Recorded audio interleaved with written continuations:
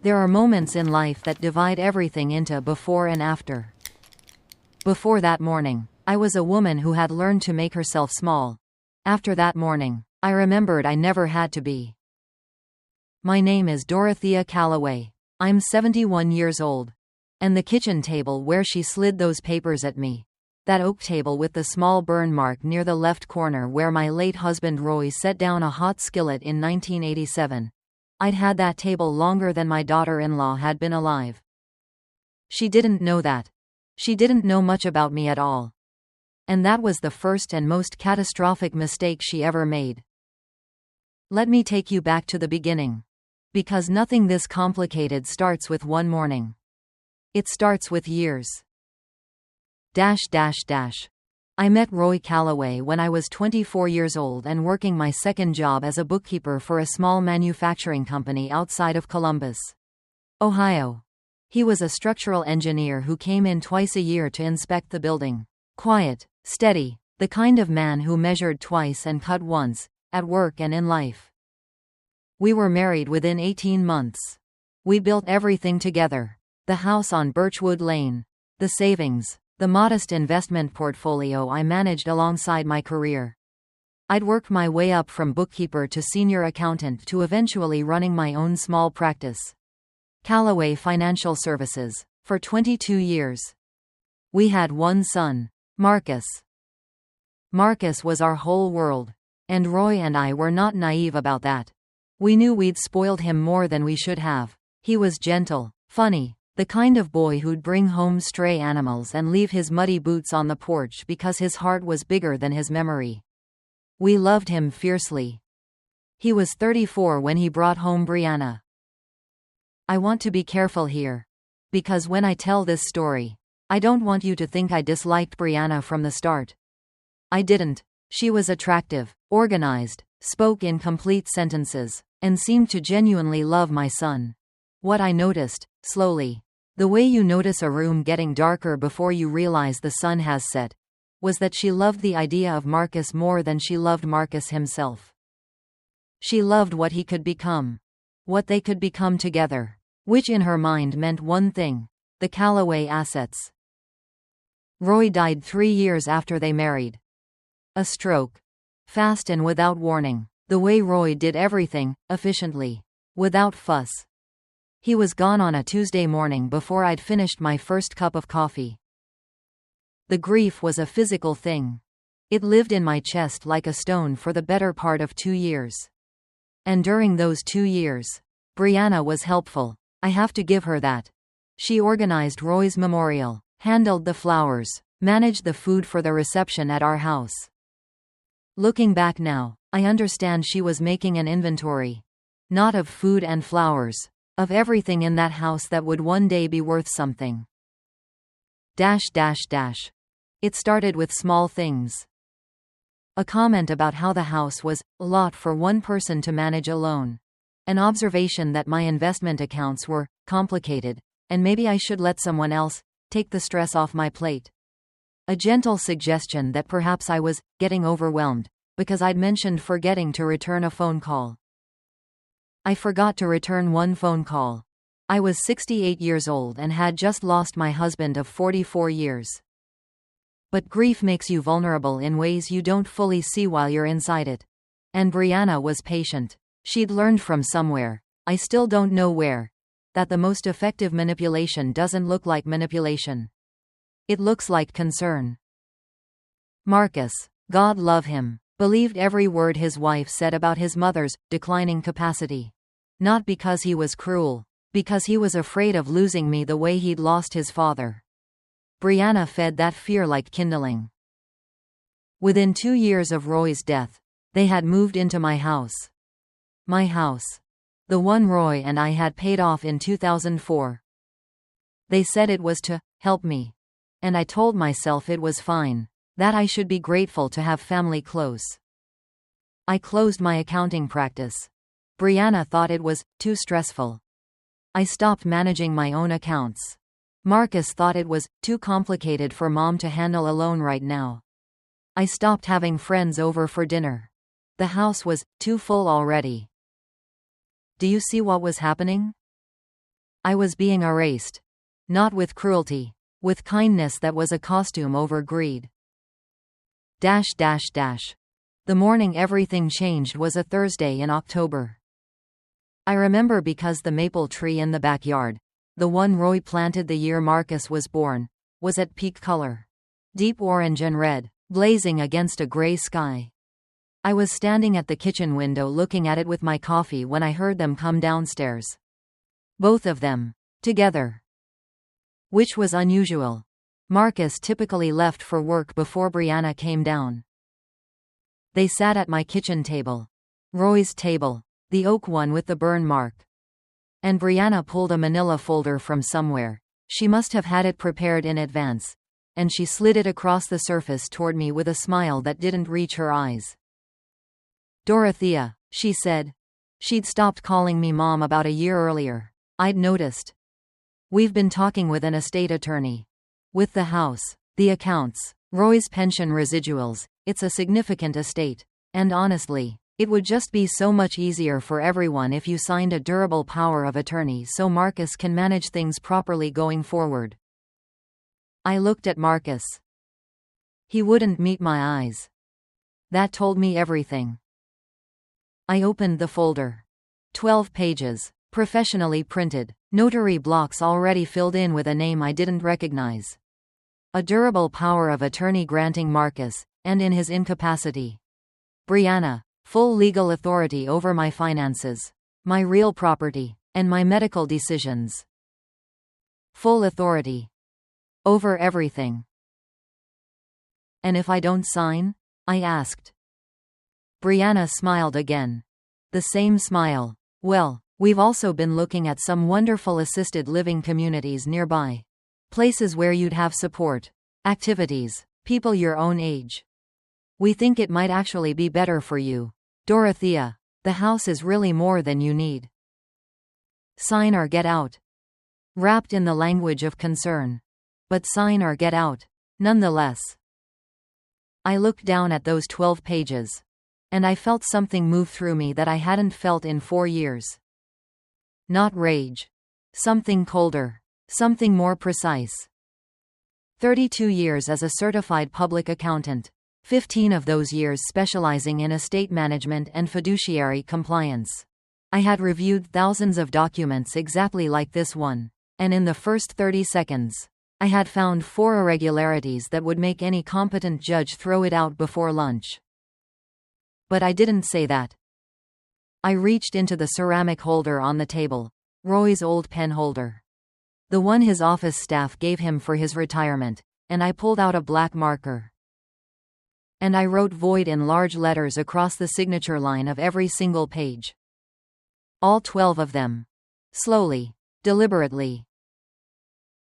Brianna's smile disappeared. What are you doing? Her voice had changed. The warmth was gone.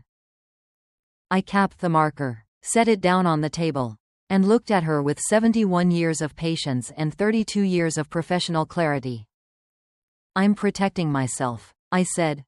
And Brianna, you just handed me everything I needed.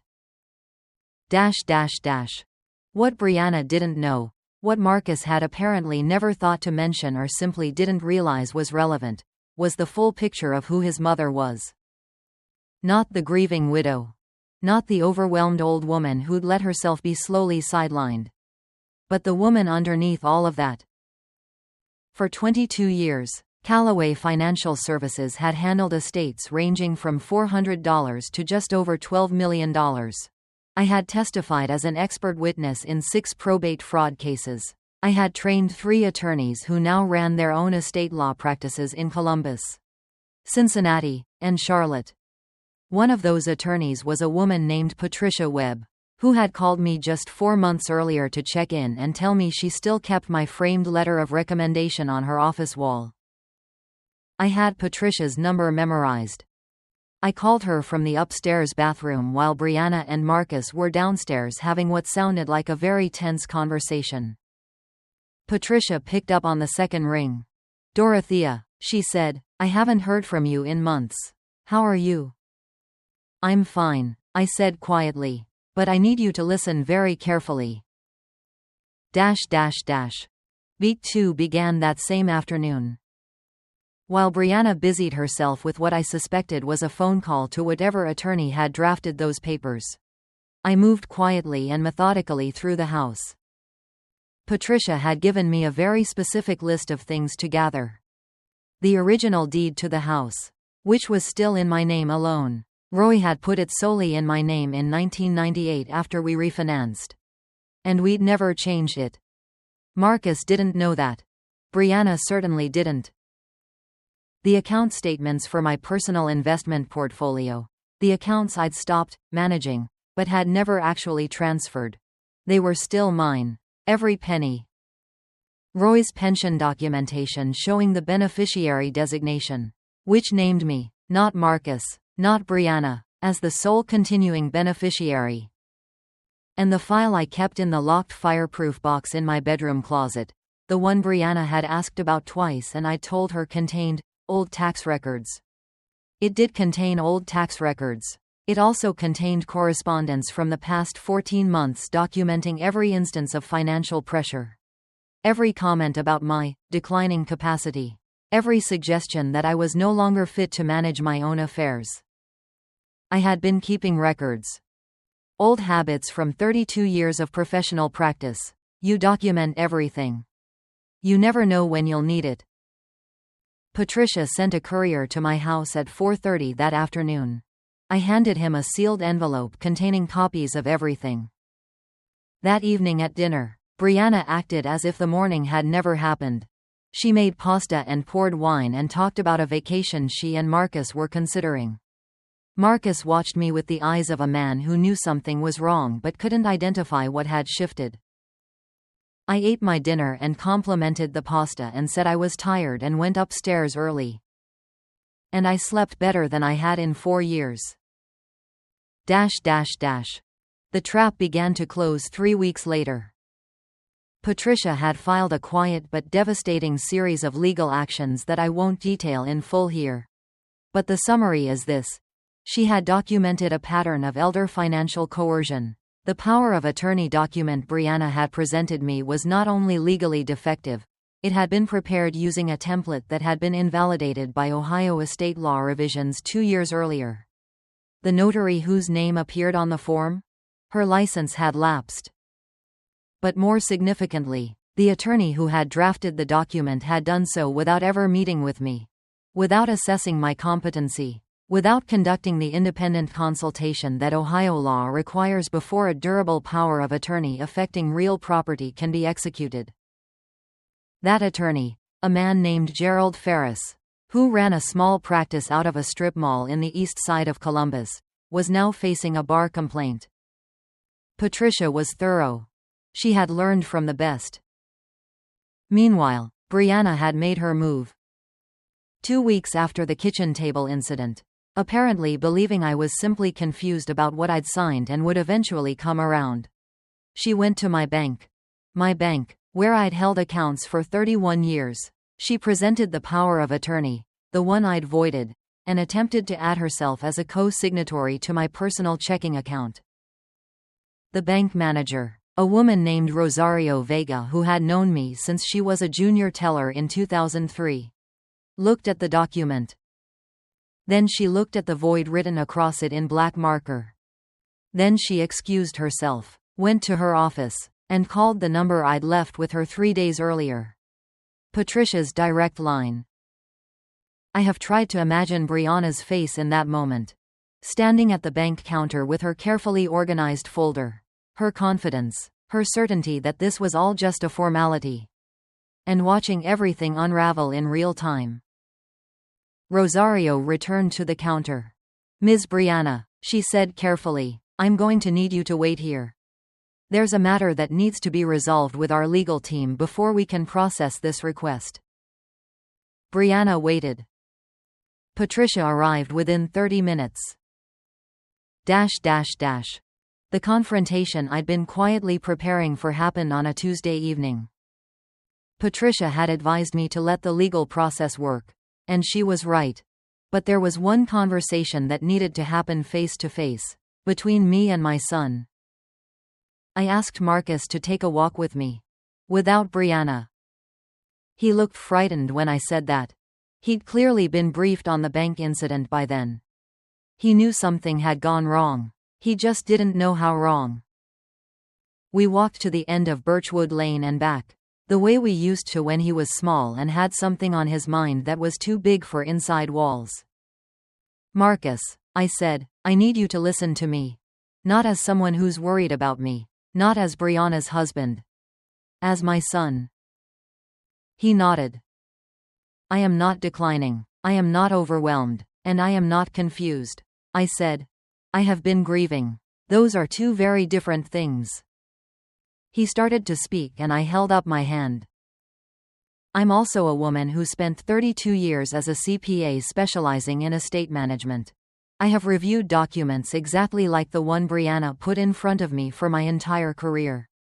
I spotted 4 legal deficiencies in under a minute. And the moment she slid it across that table, I knew exactly what I needed to do. Marcus stopped walking. Mom, he said. His voice was barely above a whisper. I didn't know what she was doing. I thought it was just paperwork to protect you. I looked at my son. My boy who had grown into a man I recognized but sometimes barely knew. And I decided I was going to believe him. Not because I was certain he was telling the whole truth, but because I had known Marcus Calloway for 38 years, and I knew the difference between his lying face and his devastated face. That was the devastated face. I believe you, I said. But I need you to understand what Brianna's actions are going to cost her. And I need you to decide, right now, tonight, where you stand. He asked me what I meant. I told him everything. The bar complaint against Gerald Ferris. The bank incident. Patricia's documentation of 14 months of financial coercion. The fact that the house was entirely in my name and always had been. That my accounts had never been transferred. That there was nothing, legally nothing, that Brianna could have taken without my signature on a valid document. She was trying to steal from you, Marcus said. It wasn't a question. She was trying to position herself to control everything I own, I said. Whether you call that theft is a legal question Patricia will answer in court. What I'm asking you is a different question. We stood at the corner under the streetlight for a long time. What do you need from me, Mom? He finally asked. The truth, I said. Whatever it is, I need the truth.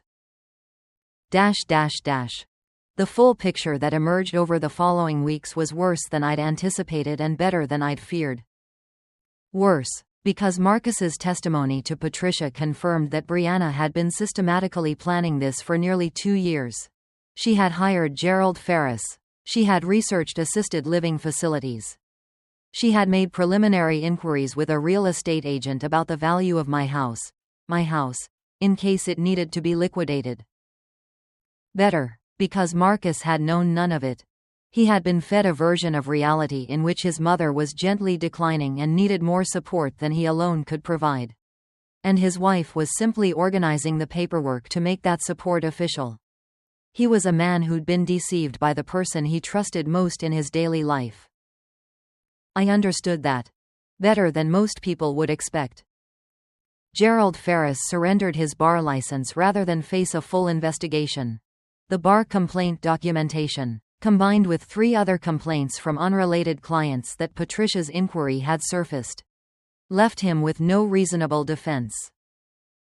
Brianna's situation was more complex. No crime had technically been completed. The power of attorney had been voided before it could be used. The bank account hadn't been changed. But Patricia had filed a civil action for attempted financial exploitation of an elder. And the documentation we had, 14 months of it, carefully organized in the way that only a former CPA with a lifetime of professional habits would keep records, was devastating. Brianna's attorney, a far better one than Gerald Ferris, looked at that documentation and told her the same thing most honest attorneys tell their clients when the evidence is this lopsided. Settle. The settlement conference happened on a gray November morning. Brianna sat across from me with her attorney, looking smaller than she had at my kitchen table with her manila folder and her smile. The confidence was gone. In its place was something I recognized from 32 years of watching people face the consequences of their own decisions. Calculation. Still. But now in damage control mode rather than acquisition mode. The settlement terms were Patricia's work and I was proud of every line. Brianna would vacate my property within 60 days. Marcus was welcome to stay, his choice. His timeline. There would be a formal written acknowledgement that I was of full legal capacity and had been at all times during the period in question. Any future legal challenges to my estate would trigger a pre-established financial penalty. And Brianna would pay the full cost of Patricia's legal fees. Every penny. Her attorney had pushed back on that last point for nearly an hour. Patricia had set a cup of coffee in front of him, smiled pleasantly, and opened her laptop to a document she described as supplemental evidence that hasn't yet been filed with the court. The pushing back stopped. I want to tell you something about Marcus. Because this story isn't really about Brianna. She's a cautionary tale, but she's not the heart of it. The heart of it is my son. He filed for divorce 3 weeks after the settlement conference. Not because I asked him to. Not because I pushed. Because once he saw the full documentation, all 14 months of it, he understood that the woman he'd married had spent their entire relationship managing his perceptions. Including his perception of his own mother. He stayed in my house through the winter. We ate breakfast at Roy's table together most mornings. He fixed the gutter on the north side of the house that had been loose since spring. We watched football games on Sunday afternoons. The way we used to when he was in high school and Roy would fall asleep in the recliner by halftime. One evening in January, he asked me why I'd never told him about my career. About the estate work, the expert witness testimony, the attorneys I'd trained. I thought about that for a moment. Because I was your mother, I said. And being your mother always felt more important than anything else on my resume. He was quiet for a long time. Dad knew, didn't he? He said finally. Your father was the only person who ever fully saw both versions of me. I said, the professional and the personal. He thought they were the same person. He was right. 6 months after that October morning, I reopened Callaway Financial Services. Smaller than before. I wasn't looking to rebuild a full practice. But Patricia had connected me with a nonprofit organization that provided pro bono legal support to elderly individuals facing financial exploitation. And they needed someone who could review documents and serve as an expert witness. Someone who knew exactly what those documents were supposed to look like. And exactly what they looked like when they didn't. My first case through the organization was a 74-year-old man named Henry whose caretaker had been slowly transferring money out of his household account for 8 months. The amounts were small enough to avoid automatic bank flags. Over 8 months, they totaled $23. The caretaker's attorney called it a misunderstanding. I sat in that conference room with 8 months of bank statements I had reconstructed and cross-referenced with Henry's household expense records. And I went through them line by line for 2 hours. By the end, the caretaker's attorney was not calling it a misunderstanding anymore. Henry got his money back. Every dollar, plus interest. Plus the cost of my services, which I donated back to the organization. The maple tree Roy planted the year Marcus was born bloomed that spring with more color than I'd seen in a decade. I stood at the kitchen window with my coffee on a morning in April. Looking at it the way I'd been looking at it for 38 years. The house was quiet. Good quiet, not the suffocating quiet of grief. The kind of quiet that feels like belonging. Marcus had found an apartment near his office. He came for dinner on Sundays. He called on Wednesdays. We were rebuilding something, not what we'd had before, but something more honest, more seen. A relationship between two adults who had finally stopped pretending they knew each other fully and started actually doing the work of knowing each other. I thought about Brianna sometimes. Less with anger than with something closer to pity. She had looked at an old widow's quiet life and seen only what she thought she could take from it. She had never once considered what that life had actually required to build. That was her real mistake. Not the defective document. Not the lapsed notary. She had looked at me and seen someone finished. When actually, she had just handed me my beginning. The oak table with the burn mark is still there. I have coffee at it every morning. And sometimes, when the light comes through the kitchen window at just the right angle, I could swear I see Roy sitting across from me, reading his newspaper, and smiling at whatever it is I've gotten myself into now. I smile back. Because we both know I can handle it. And that was just the beginning. Because what happened next, when Henry's caretaker's attorney discovered who I really was, led to something none of us saw coming. Subscribe, so you don't miss what comes next.